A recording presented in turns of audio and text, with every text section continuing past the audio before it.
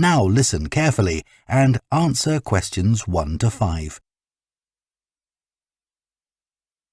Hello? Oh, hello. My name's Jan. Are you the right person to talk to about the Buckworth Conservation Group? Yes, I'm Peter. I'm the secretary. Good. I've just moved to this area and I'm interested in getting involved. I was in a similar group where I used to live. Could you tell me something about your activities, please? Of course. Well, we have a mixture of regular activities and special events. One of the regular ones is trying to keep the beach free of litter. A few of us spend a couple of hours a month on it, and it's awful how much there is to clear. I wish people would be more responsible and take it home with them. I totally agree. I'd be happy to help with that. Is it okay to take dogs? I'm afraid not, as they're banned from the beach itself. You can take them along the cliffs, though, and children are welcome. Right. We also manage a nature reserve, and there's a lot to do there all year round.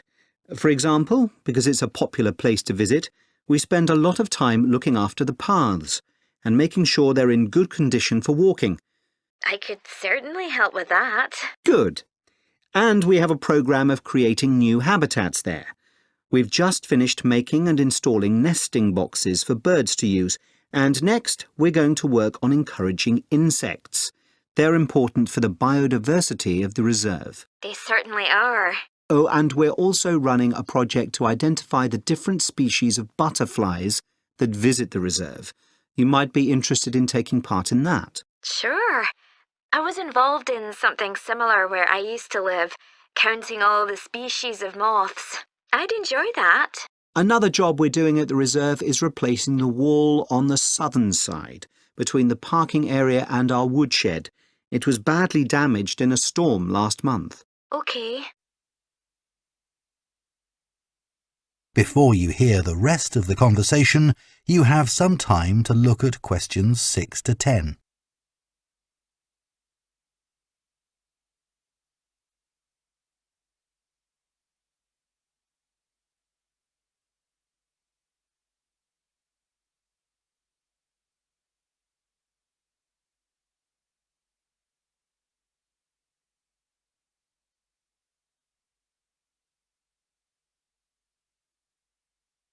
Now listen and answer questions 6 to 10. Then, as I said, we have a programme of events as well, both at the weekend and during the week. Right. I presume you have guided walks. I'd like to get to know the local countryside as I'm new to the area. Yes, we do. The next walk is to Ruston Island a week on Saturday. We'll be meeting in the car park at Dunsmore Beach at low tide. That's when the sands are dry enough for us to walk to the island without getting wet. Sounds good. The island's a great place to explore. It's quite small and it's got a range of habitats. It's also an ideal location for seeing seals just off the coast or even on the beach. Okay. And is there anything we should bring? Like a picnic, for instance? Yes, do bring one, as it's a full-day walk. And of course, it'll be wet walking across and back, so make sure your boots are waterproof. I must buy a new pair. There's a hole in one of my current ones. Well, I'd definitely like to come on the walk. Great. Then later this month, we're having a one-day woodwork session in Hopton Wood. I've never tried that before. Is it okay for beginners to take part? Definitely. There'll be a couple of experts leading the session, and we keep the number of participants down, so you'll get as much help as you need. Excellent. I'd love to be able to make chairs. That's probably too ambitious for one day. You'll be starting with wooden spoons, and of course learning how to use the tools. And anything you make is yours to take home with you. That sounds like fun. When is it? It's on the 17th from 10 a.m. until 3. There's a charge of £35, including lunch, or £40 if you want to camp in the wood. I should think I'll come home the same day. Well, I'd certainly like to join the group. It sounds like you've got... That is the end of Part 1. Part 2. You will hear a tour guide, Lou Miller, speaking to a group of people about a boat trip they are going to take around the Australian island of Tasmania. First, you have some time to look at questions 11 to 14.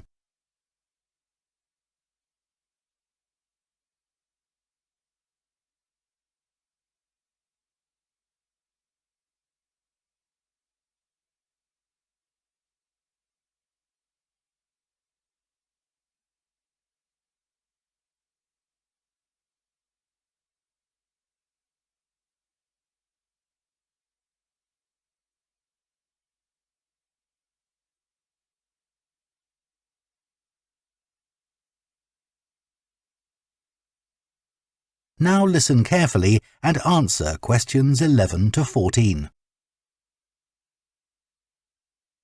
So, hello everyone. My name's Lou Miller and I'm going to be your tour guide today as we take this fantastic boat trip around the Tasmanian coast. Before we set off, I just want to tell you a few things about our journey. Our boats aren't huge, as you can see. We already have 3 staff members on board, and on top of that, we can transport a further 15 people, that's you, around the coastline. But please note, if there are more than 9 people on either side of the boat, we'll move some of you over. Otherwise, all 18 of us will end up in the sea. We've recently upgraded all our boats. They used to be jet black, but our new ones now have these comfortable dark red seats and a light green exterior in order to stand out from others and help promote our company. This gives our boats a rather unique appearance, don't you think? We offer you a free lunchbox during the trip, and we have 3 types. Lunchbox 1 contains ham and tomato sandwiches.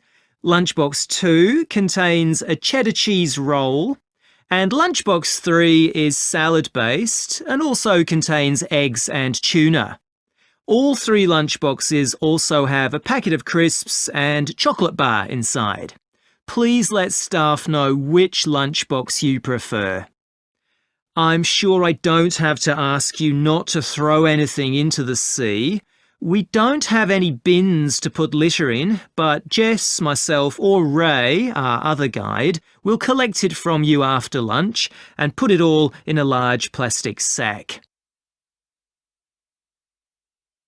Before you hear the rest of the talk, you have some time to look at questions 15 to 20.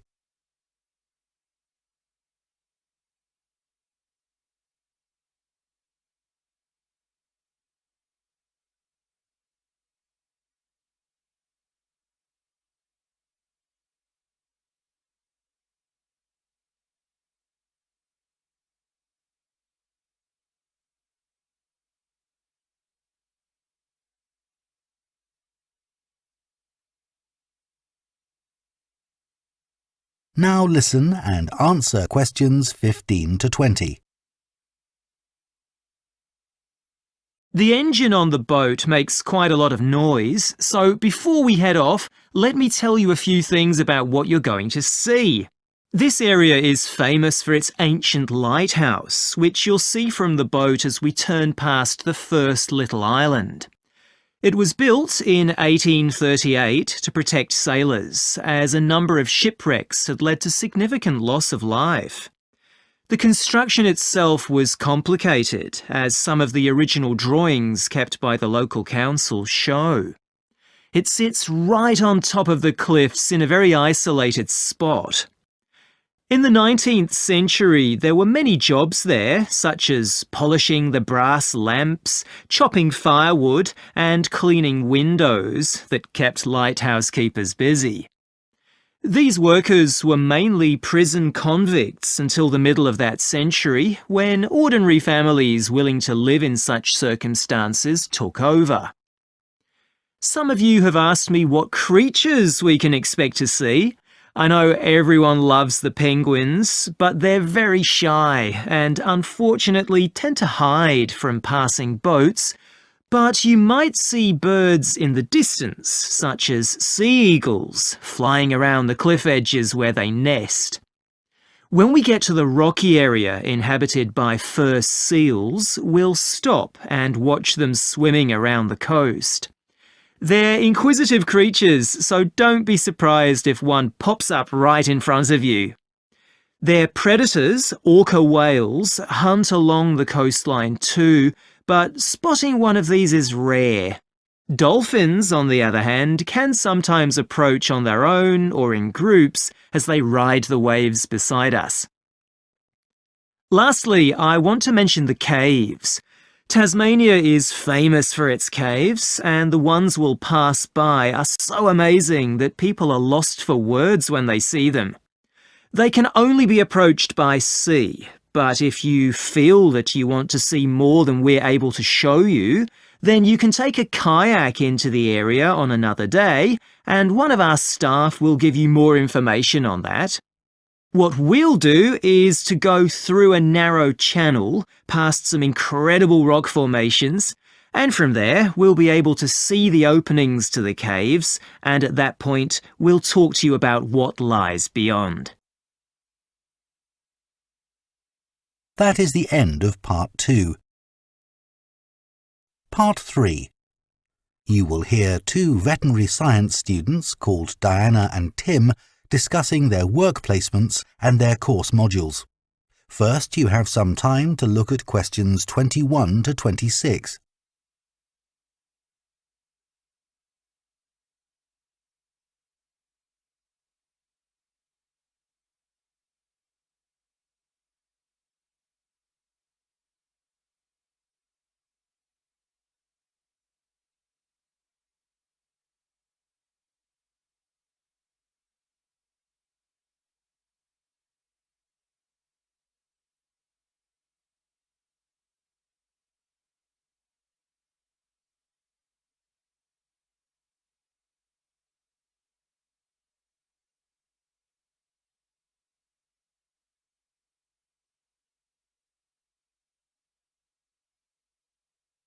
Now listen carefully and answer questions 21 to 26. So, Tim, we have to do a short summary of our work experience on a farm. Right.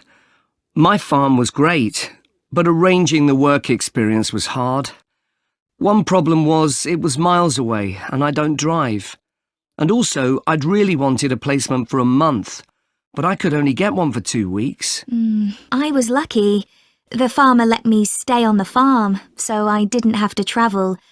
But finding the right sort of farm to apply to wasn't easy. No, they don't seem to have websites, do they? I found mine through a friend of my mother's, but it wasn't easy. No. My farm was mostly livestock, especially sheep. I really enjoyed helping out with them. I was up most of one night helping a sheep deliver a lamb. On your own? No, the farmer was there, and he told me what to do. It wasn't a straightforward birth, but I managed. It was a great feeling to see the lamb stagger to its feet and start feeding almost straight away, and to know that it was okay. Then another time, a lamb had broken its leg, and they got the vet in to set it, and he talked me through what he was doing. That was really useful. Yes, my farm had sheep too. The farm was in a valley and they had a lowland breed called Suffolks, although the farmer said they'd had other breeds in the past. So were they bred for their meat? Mostly, yes. They're quite big and solid. My farm was up in the hills, and they had a different breed of sheep. They were Cheviots. Oh, I heard their wool's really sought after. Yes, it's very hard wearing, and they use it for carpets. Right. I was interested in the amount of supplements they add to animals' feed nowadays. Like, even the chickens got extra vitamins and electrolytes in their feed. Yes, I found that too. And they're not cheap. But my farmer said some are overpriced for what they are, and he didn't give them as a matter of routine, just at times when the chickens seemed to particularly require them. Yes, mine said the same. He said certain breeds of chickens might need more supplements than the others, but the cheap and expensive ones are all basically the same. So, did your farm have any other livestock, Diana? Yes, dairy cows. Ugh, I made a really embarrassing mistake when I was working in the milk shed. Some cows had been treated with antibiotics, so their milk wasn't suitable for human consumption and it had to be put in a separate container. But I got mixed up and I poured some milk from the wrong cow in with the milk for humans, so the whole lot had to be thrown away. The farmer wasn't too happy with me. I asked my farmer how much he depended on the vet to deal with health problems. I'd read reports that the livestock's health is being affected as farmers are under pressure to increase production. Well, he didn't agree with that, but he said that actually some of the stuff the vets do, like minor operations, he'd be quite capable of doing himself. Yeah, my farmer said the same, but he reckons vet skills are still needed. Before you hear the rest of the conversation, you have some time to look at questions 27 to 30.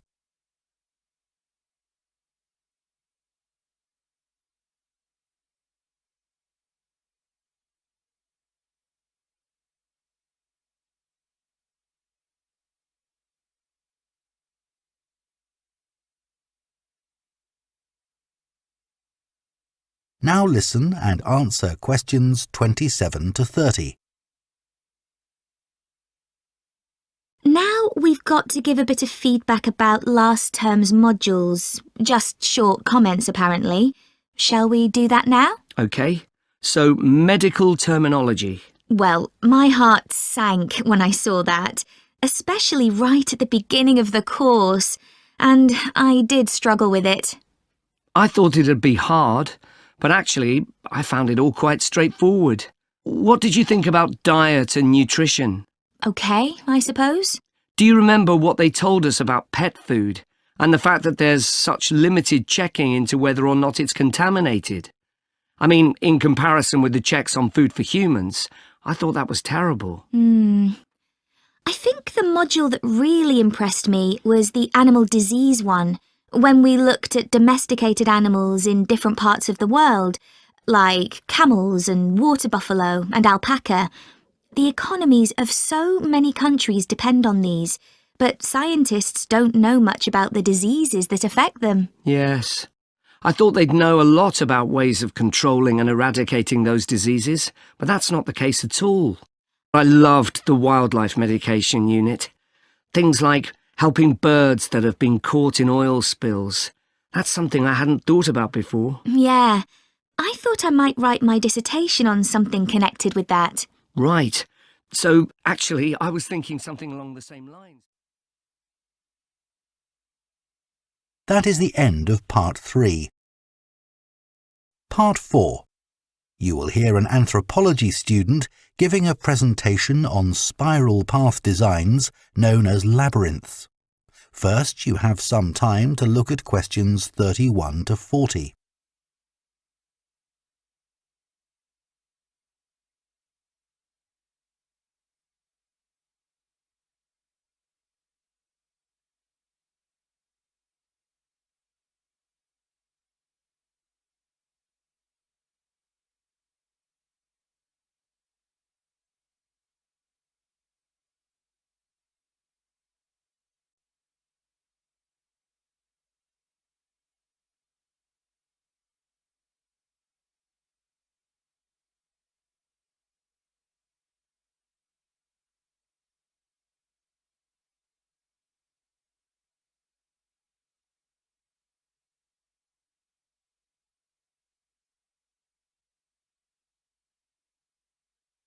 Now listen carefully and answer questions 31 to 40.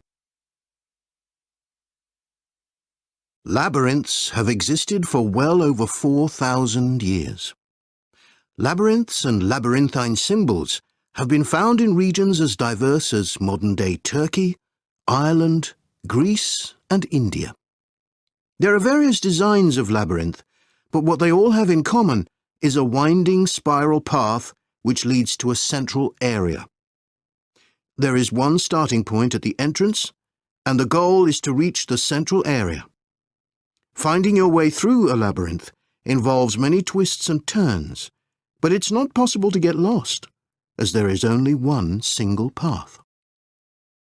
In modern times, the word labyrinth has taken on a different meaning and is often used as a synonym for a maze. A maze is quite different, as it is a kind of puzzle with an intricate network of paths. Mazes became fashionable in the 15th and 16th centuries in Europe and can still be found in the gardens of great houses and palaces.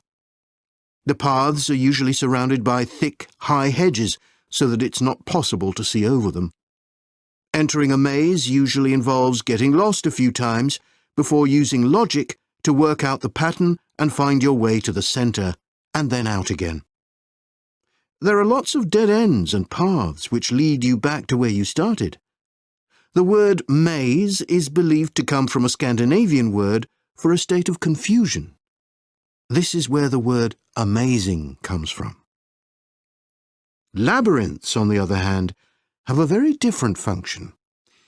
Although people now often refer to things they find complicated as labyrinths, this is not how they were seen in the past.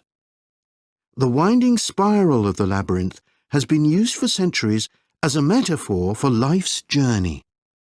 It served as a spiritual reminder that there is purpose and meaning to our lives, and helped to give people a sense of direction. Labyrinths are thought to encourage a feeling of calm, and have been used as a meditation and prayer tool in many cultures over many centuries. The earliest examples of the labyrinth spiral pattern have been found carved into stone, from Sardinia to Scandinavia, from Arizona to India to Africa. In Europe, these spiral carvings date from the late Bronze Age. The Native American Pima tribe wove baskets with a circular labyrinth design that depicted their own cosmology. In ancient Greece, the labyrinth spiral was used on coins around 4,000 years ago. Labyrinths made of mosaics were commonly found in bathhouses, villas, and tombs throughout the Roman Empire. In northern Europe, there were actual physical labyrinths designed for walking on. These were cut into the turf or grass, usually in a circular pattern. The origin of these walking labyrinths remains unclear, but they were probably used for fertility rites, which may date back thousands of years.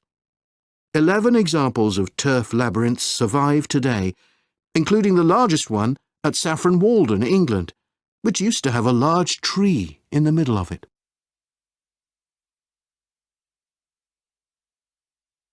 More recently, labyrinths have experienced something of a revival. Some believe that walking a labyrinth promotes healing and mindfulness, and there are those who believe in its emotional and physical benefits, which include slower breathing and a restored sense of balance and perspective. This idea has become so popular that labyrinths have been laid into the floors of spas, wellness centres, and even prisons in recent years. A pamphlet at Colorado Children's Hospital informs patients that walking a labyrinth can often calm people in the midst of a crisis. And apparently, it's not only patients who benefit. Many visitors find walking a labyrinth less stressful than sitting in a corridor or waiting room. Some doctors even walk the labyrinth during their breaks. In some hospitals, patients who can't walk can have a paper finger labyrinth brought to their bed. The science behind the theory is a little sketchy, but there are dozens of small-scale studies which support claims about the benefits of labyrinths. For example, one study found that walking a labyrinth provided short-term calming, relaxation and relief from anxiety for Alzheimer's patients. So what is it about labyrinths that makes their appeal so universal?